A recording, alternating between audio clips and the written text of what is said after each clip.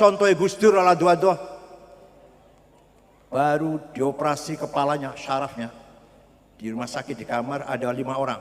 Pelan-pelan saya, Pak Muhaimin, Pak Saifullah Yusuf, Ketua Golkar Jawa Tengah Haji Wisnu, Menteri Koperasi Cakrawardaya, Subakto Cakrawardaya.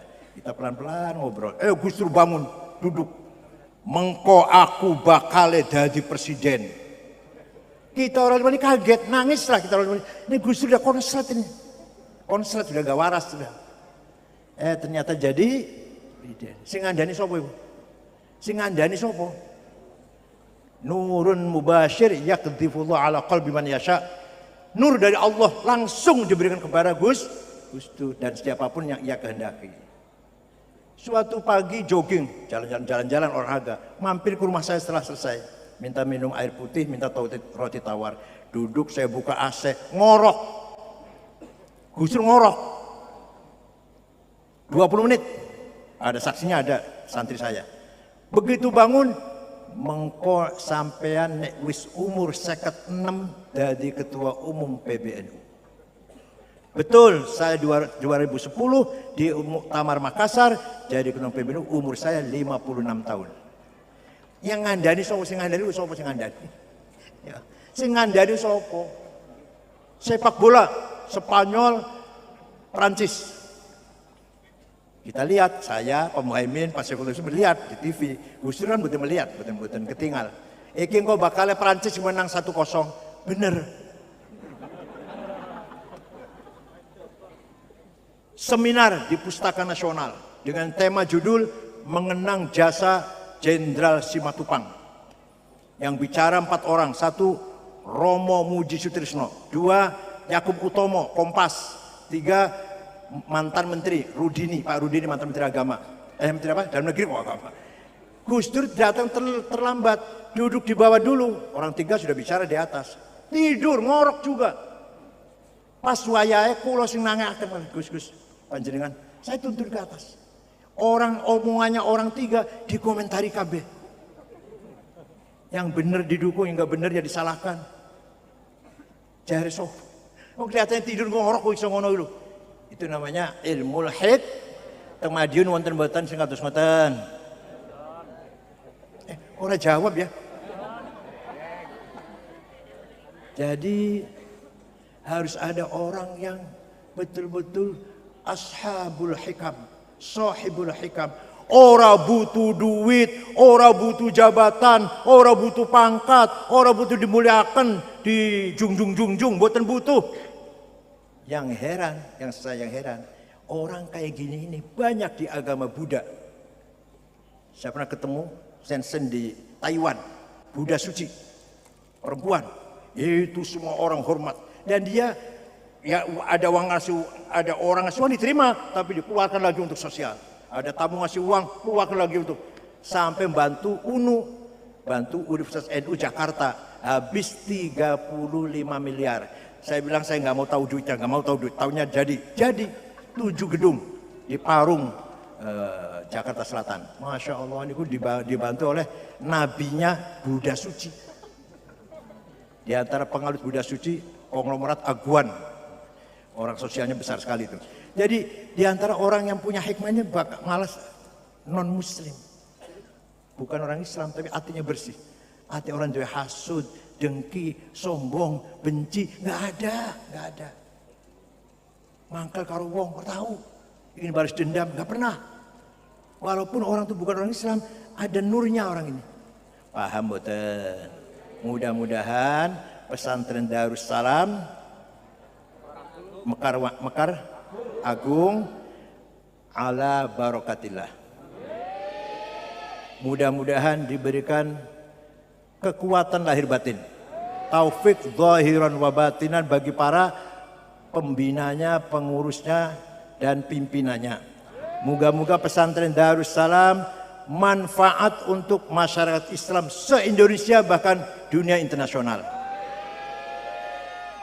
Ala barokatillah, gedung diresmikan, gedung apa namanya, Wali Songo ya. Mudah-mudahan manfaat dan barokah. Insya Allah jangan putus asa. Semua yang besar dulunya kecil.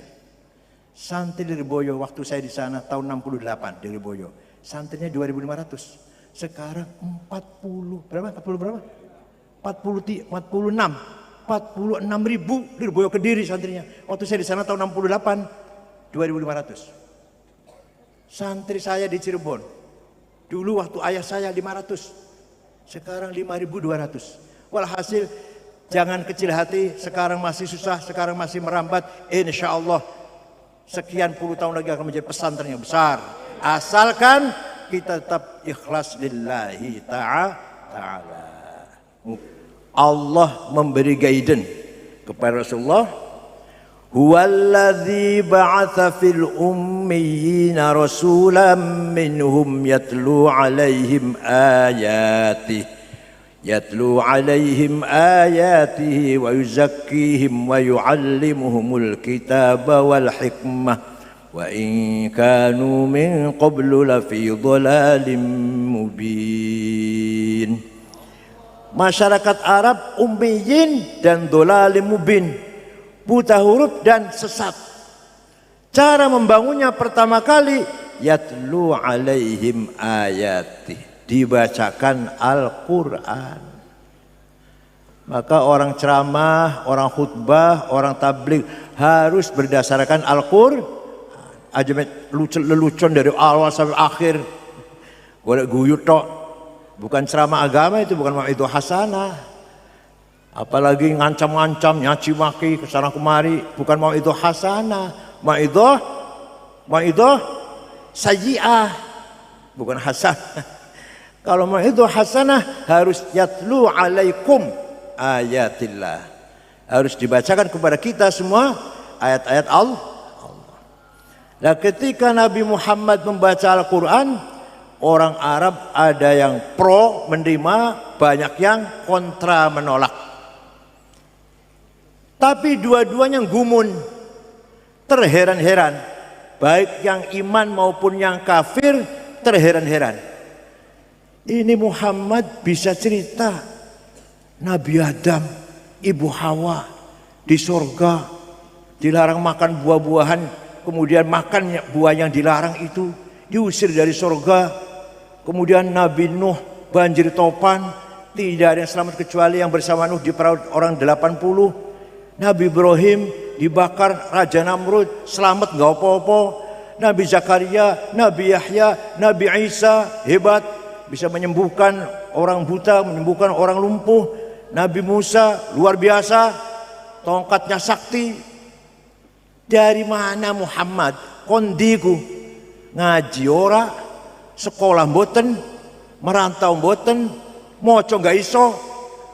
Paham mboten? Orang terheran-heran, ini Muhammad dari kecil angon wedus, buta huruf, yatim piatu. Kok tiba-tiba cerita Nabi Adam, Nabi Ibrahim, Nabi Nuh, Nabi Syekh, Nabi Yunus, kondiki, Nabi Musa, Nabi Isa, Zakaria, Yahya, Hud, Soleh. Dari mana itu bisa cerita itu Muhammad? Orang tahu ngaji, orang sekolah, orang seboco, gak tahu melancong ke luar negeri cari pengalaman, gak pernah. Aku tiba-tiba bisa menyampaikan dongeng, cerita, tarikh, hikayat yang sangat luar biasa. Dengan tutur bahasa yang sangat luar biasa indahnya Al-Quran. Maka yang hatinya dapat hidayah masuk Islam, yang hatinya ingkar, wangkot, sombong, tidak mau masuk Islam. Apa sebabnya? Bukan tidak mengakui Al-Quran hebat, tapi saya ini bisnisnya bikin berhala. Bikin berhala dijual. Nah, Quran melarang nyembah berhala, bisnis saya bangkrut dong. Saya melarat makan dari mana saya nanti? Paham betul? Usaha ma'isyah saya, kehidupan saya sehari-hari, jual berhala. Lah kalau berhala dilarang, ya saya nanti nggak punya bisnis apa? Yang kedua, ada yang kalau saya masuk ikut Muhammad, kumpul budak-budak, orang remeh, orang kecil, Bilal, Mus'ab, Suhaib, Ammar bin Yasir, Sumayyah, Yasir, budak itu. Masa saya duduk dengan budak? Kira-kira di zaman sekarang ada nggak yang kayak gitu tuh? Ada nggak? Kalau saya kumpul santri, gengsi dong. Santri itu kotor, cebri, gudigen, musolai kotor, bau pesing, tikarnya robek, toiletnya banyunya sat, cibuknya bolong. Apalagi?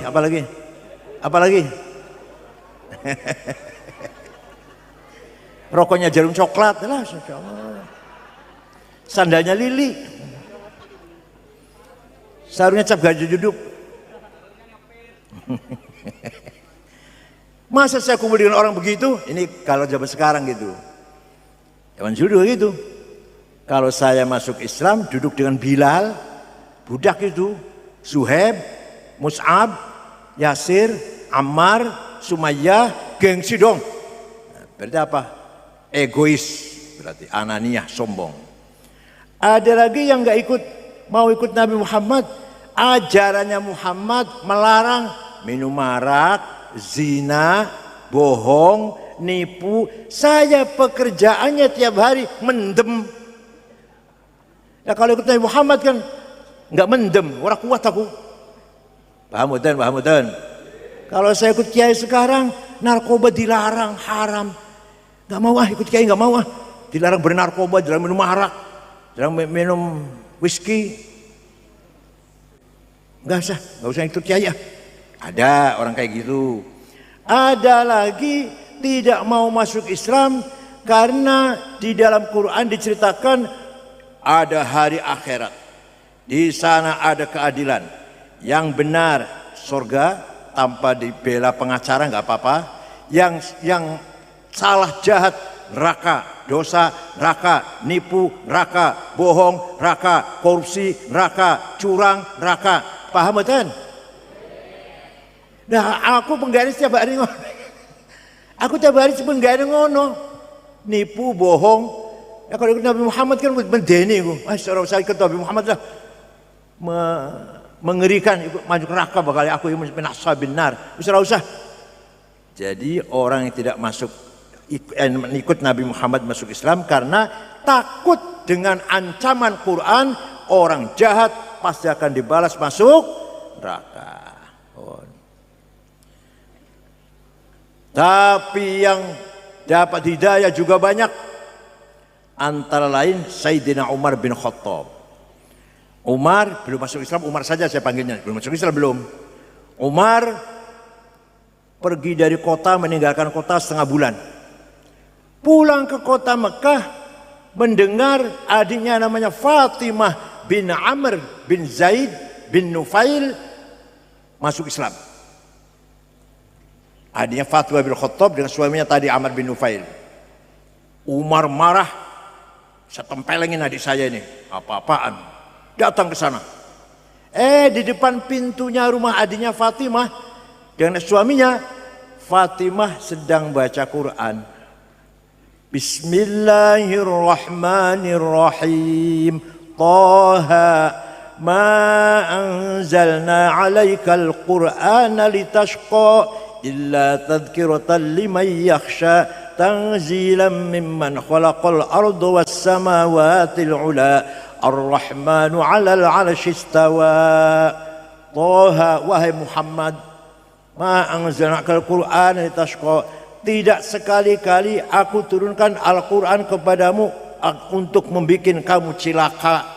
Tapi Quran saya turunkan tadhkiratan liman yakhsha, sebagai peringatan bagi seluruh umat manusia yang mau takut kepada Allah. Diturunkan dari yang menciptakan bumi dan langit. Siapa namanya? Ar-Rahman, yang menguasai alam aras dan seluruh alam semesta ini. Itu Umar mendengar bacaan itu ngelumpruk. Terduduk, kemeringat dingin. Ini panjenengan ngeroke bocah Quran malah angob. Sayyidina Umar keringat dingin. Akhirnya menarik kertas yang sedang dipegang oleh adiknya. Beliau pun ikut baca, gemetar, berkeringat. Selesai baca, Aina Muhammad al-an. Saya kinang di Muhammad. Di sana, di Jiyad, di rumahnya sahabat Arqam bin Abil Arqam. Sudah, saya ke sana. Umar lari ke sana, ketok pintu. Para sahabat ketakutan di dalam rumah itu Kanjeng Nabi dengan tenang membuka pintu, Umar masuk, langsung baca syahadat, masuk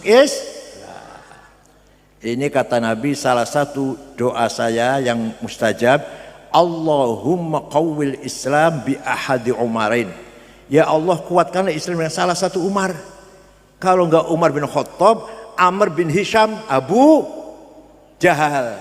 Namanya kan Amr bin Hisham, Abu Jahal. Hidayah turunnya kepada Umar bin Khattab.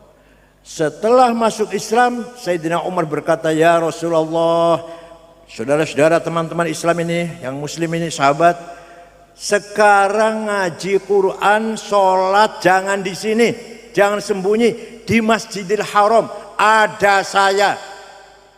Barang siapa yang ingin istrinya janda, barang siapa yang ingin anaknya jadi yatim piatu, silahkan lawan saya. Itu Umar. Akhirnya sejak itu Kanjeng Nabi karo sahabatnya ngaji Quran di Masjidil Haram. Boten umpetan boten. Jadi orang seperti Umar yang pasang badan harus ada di Darussalam ini. Wonten boten? Ora jawab. Silakan Kiai Labib, Gus Bilal atau Kiai Sabal, Gus Rijal, silakan maju. Ada saya, jangan khawatir. Siapa yang ganggu Darussaadah, ada saya. Mau istrinya janda apa? Mau melawan saya, mau istrinya jadi janda, mau anaknya jadi yatim piatu, ada saya. Ada nggak sudah punya belum orang kayak itu? Punya belum? Harus ada, ibunya harus ada punya. Yang kayak Umar ini siap mempertahankan pesantren Darussaadah apa?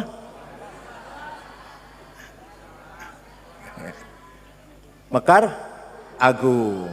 Pun. Jadi harus ada orang yang siap membentengi Nahdlatul Ulama. Pak Camat benteng NU ini. NU asli. Pernah PMI, pernah Ansor, pernah Isnu sandingi, Isnu, Camat, benteng NU ini. Kalau ada orang ganggu Darussalam, Pak Camat akan siap pasang badan.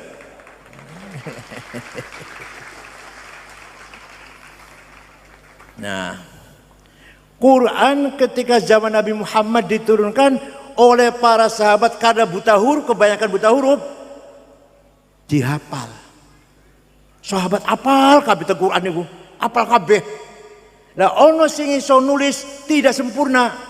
Ada yang cuma surat Baqarah, ada yang surat punya Amma, ya Tasa'alun, surat Naba, ada yang punya tulisan sebagian ayat sekian ayat. Enggak ada yang sahabat punya tulisan Quran dari Al-Fatihah sampai An-Nas, betul wonten. Yang bisa nulis sebagian kecil. Tidak sebuah Quran ditulis oleh para sahabat, dihafal, iya dihafal. Semua hafal. Oleh karena itu, tulisan yang ada pun tidak sempurna. Titik mawon boten wonten. Quran titiknya ora ono. Ba, ta, nun, ya, podo. Jim, ha, kho, sami. Dal, nggak ada bedanya. Ro, zai, sama. Nek orang percaya, saya punya di rumah fotokopi Quran zaman Sayyidina Utsman. Fotokopinya, titiknya nggak ada, nggak bisa baca saya. Masya Allah. Bu nek wong kene iso maca mbuh aku ora iso maca aku. Maka setelah sahabat pada banyak wafat, meninggal, ganti generasi baru membutuhkan tulisan Quran yang benar, yang sempurna. Tahun 62 Hijriah ada seorang ulama namanya, bukan sahabat, bukan, seorang ulama namanya Imam Abul Aswad Ad-Du'ali, wad'un nuqat 'alal huruf, bikin titik di atas huruf. Ba titik siji ngisor, ta titik dua dhuwur, ta titik telu dhuwur, jim titik siji tengah, hak non titik, kho titik di atas, dan seterusnya. Tahun 62 Hijriah. Siapa namanya yang bikin? Jawab, siapa namanya yang bikin? Gak ada siaran ulang ya, gak ada siaran ulang. Sing apal alhamdulillah, yang rapal ya wis. Tuh jasanya Abul Aswad Ad-Du'ali. Wis ono titike, Islam semakin berkembang kemana-mana, masih kesulitan baca Quran. Maka ada seorang imam berjasa besar namanya Imam Khalil bin Ahmad Al-Farahidi, wafat tahun 170. Wad'ul Ashkal, menciptakan harokat, fathah, domah, kasroh, fathaten, domaten, kasroten, tasdid, sukun. Sopo sing gawe? Yang keras, gimana? Sarapannya ikan asin kita denger ini. Sarapan itu telur, madu, susu, jahe. Pinter, cerdas. Sarapannya ampas klopo, masya Allah. Klopo isi peres, masih di dahar, wai mecin, wai uyah, wai lombok. Gizinya udah nggak ada, diperes. Jenenge apa jenenge? Bahasa Cirebon semayi jenenge. Bahasa kene apa? Oh sama. Di dahar putra panjenengan dedel otaknya. Wis ono titik, wis ono harokat, masih salah-salah baca Quran. Maka ada ulama berjasa besar, namanya Imam Abu Ubaid Qasim bin Salam, wafat tahun 224, ngarang ilmu tajwid di tilawatil Quran. Ada iklam, ilham, ilhar, ikhfa, qalqalah, mad lazim, mad jaiz, huruf halak. Siapa yang bikin?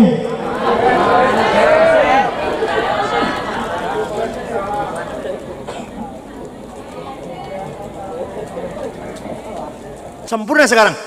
Sekarang tulisan Quran sempurna. Tinggal kita rajin baca, rajin menghafalkan. Wis ono titike, wis ono harokate, wis ono ilmu tajwid. Nek maca Qur'ane masih salah, dosa. Wis ono ilmune kok wis salah, ora gelem belajar.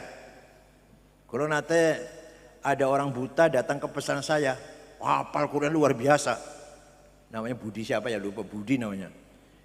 Terus saya bilang, heran ya Pak santri-santri, ada orang buta kok begini kok hafal Quran. Dia ngomong, saya malah heran yang enggak buta kok enggak hafal Quran itu. Yang heran saya, yang jenengan yang matanya melah kok enggak hafal Quran, saya yang matanya merem aja hafal Quran. Hadirin saya hormati. Ya. Jadi jasanya ulama luar biasa mboten? Luar biasa.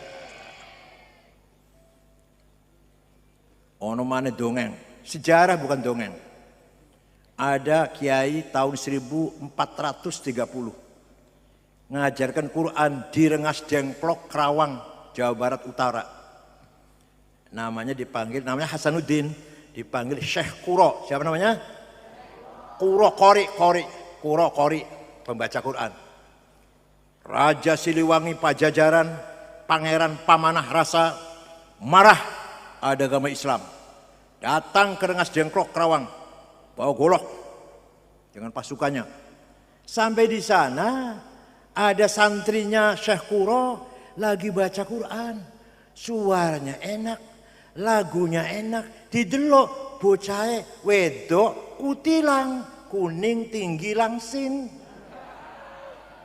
Ning Madiun golekane angel. Nek suali akeh. Ireng, gembrot, gemuk, banyak kayak itu ya. Pendek ya Allah. Bunder. Raja Siliwangi jangankan mau nempeleng atau membunuh Syekh Kuro, malah klepek. Pak Haji, saya kawin ini ya santri Anda ya. Ya silakan masuk Islam. Siapa? Masuk Islam. Terjadi pernikahan Raja Buddha yang beragama Buddha masuk Islam karena ingin nikah dengan namanya Subang Larang. Siapa namanya? Nanti akan punya anak 3 orang, hebat. Pertama kali namanya Syekh Rahmatullah, dipanggil Prabu Kian Santang, yang akan mengislamkan seluruh orang Sunda. Orang Sunda asli sampai sekarang Islam pasti. Ini orang wong Cianjur, orang Sukabumi kok Kristen, orang Batak itu kawin orang Sunda. Orang Sunda asli pasti Islam, gak ada orang Sunda bukan Islam. Kecuali Patih Pucukumun. Patih gak mau masuk Islam tapi gak ganggu Islam. Tetap agamanya Karuhunan Sunda Wiwitan. Dengan suku Badui di Malimping, Kabupaten Lebak. Oh jadi gak ngerti sejarah ini ya? Ngerti sejarah itu betul ngerti sejarahnya tadi. Nomor 2 putranya Prabu Siliwangi namanya Syekh Somadullah, dipanggil Ki Kuwu Cirebon, Walang Sungsang. Wow, sakti orangnya. Hati-hati orang Cirebon, hati-hati. Ki Mahfud Leboyo orang Cirebon, sakti itu. Dibacok kepalanya keluar geni, yang keluar api. Ki Mahfud waktu itu jadi kepala pondok, belum menikah, belum jadi mantunya Kiai Mbah Karim dereng. Keliling pondok oleh PKI dibacok dari belakang, keluar api. Ki Mahrus itu uak saya, misanannya bapak saya misanan, ibunya kakak adik dengan Kiai Sirot. Dah, Kiai Idris menantunya Mbah Hashim Asy'ari, yang dipotong nggak bisa, yang kalau ngasih uang tinggal ngambil dari tikar, padahal di tikarnya kata anak yang nyapu nggak ada papanya, padahal dia kalau ngasih uang di sini. Nah, itu juga Cirebon. Pendiri Ndresmo Surabaya Cirebon. Coba lagi Syekh Arif Segoropuro Pasuruan Cirebon. Mbah Holil Bangkalan kakek buyutnya, kakek yang keempat Cirebon. Pendiri Gontor, silakan tanya, Pangeran Jamaluddin namanya. Pertama gawe musola, tempat sholat di Gontor Cirebon. Paham boten? Pulang dari Cirebon. Boten sombong, boten. Kiai Kiku Sangkan itu Bupati Cirebon punya ilmu 3. 1 Dipa Aji Dipa, bisa memahami bahasanya binatang. Jadi ono semut lagi bertengkar, ngerti dia. Ini ono kucing lagi mesra-mesraan, ngerti dia ini bahasanya. Itu namanya Pak Aji Dipa.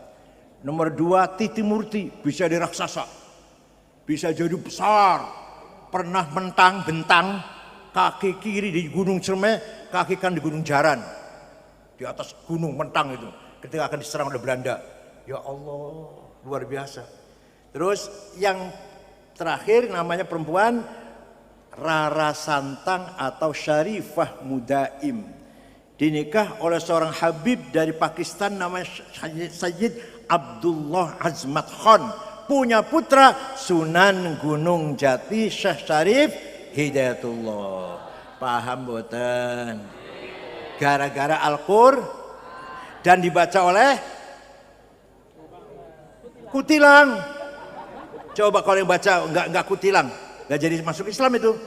Jadi sebenarnya Al-Qur'an dibaca oleh Kutilang. Jadi cantik itu penting. Kalau sudah bisa baca Quran, wa yuzakkihim, nomor 2 ini, wa yuzakkihim, mentalnya dibangun, akhlaknya dibangun. Rasulullah membangun akhlaknya orang Arab yang kayak setan itu. Bapaknya mati, ibunya masih beres dikawin dewe. Orang jahiliyah. Dan dua anak wedok takut jadi beban, dipendem urip-uripan sejak masih baru lahir. Sayyidina Umar sebelum masuk Islam pernah ngubur urip-uripan anaknya perempuan baru lahir.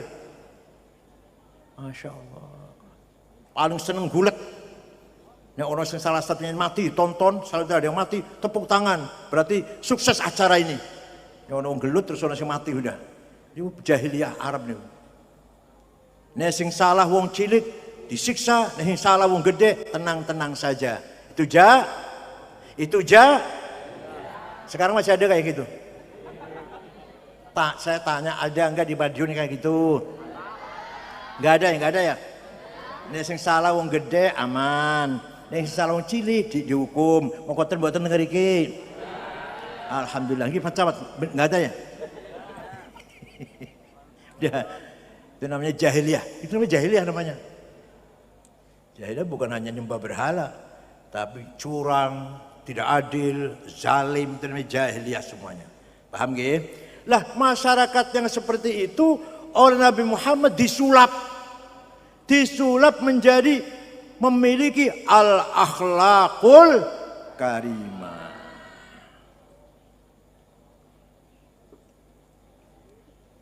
Innama bu'ithtu liutammima makarimal akhlaq. Tidak sekali-kali saya diutus kecuali untuk membangun akhlaknya orang Arab. Malah kata seorang penyair dari Mesir, Wa innamal umamul akhlaqu ma baqiyat fa inhumu dhahabat akhlaquhum dhahabu. Martabatnya orang Madiun akhlaknya, bukan agamanya. Percaya betul nih, percaya betul. Orang mau masuk Madiun, mau kemana mas? Ke Madiun, ke Ndropo atau kemana lah. Waduh, hati-hati. Saya pernah ke sana mas, sholat Jumatan, sepatu hilang. Saya pernah ke sana di Alfamart, begitu selesainya 10 menit paling nggak di Alfamart 10 menit, spion hilang. Wah, aduh terkenal, bajingan. Jangan sampai gitu, jangan sampai. Orang nggak tanya, orang Ndropo, orang sini apa namanya ini? Sari, Kebun Sari, Islam apa bukan? Agamanya apa? Nggak tanya. Tapi aman apa tidak kalau saya ke sana? Suang Sulipun, mau kemana? Mau ke Ndropo, mau ke sini, kecamatan sini. Oh tenang, orangnya baik-baik semua. Saya pernah ke sana, wudhu di tempat wudhu, dompet saya ketinggalan 2 hari, masih utuh. Orang Madiun tuh, terkenal. Paham bocan? Ada negara Islam 100%. Si Jiman betul wonten wong non muslim. Apa? Afghanistan. Mireng namanya niku? Muga-muga wonten manfaatipun. Mohon maaf kalau ada perkataan yang tidak berkenan. Syukron wa dumtum fil khairi wal barakati wan najah. Wallahul muwaffiq ila aqwamit thoriq. Wassalamualaikum warahmatullahi wabarakatuh. Mohon maaf kepada beliau Profesor Dr. Kiai Haji Said Akil Siraj MA. Dimohon sekaligus untuk memimpin doa. Bismillahirrahmanirrahim. Alhamdulillahi rabbil alamin. Hamdan katsiran thayyiban mubarakan fih. Allahumma salli ala sayyidina Muhammad wa ala sahbihi ajma'in.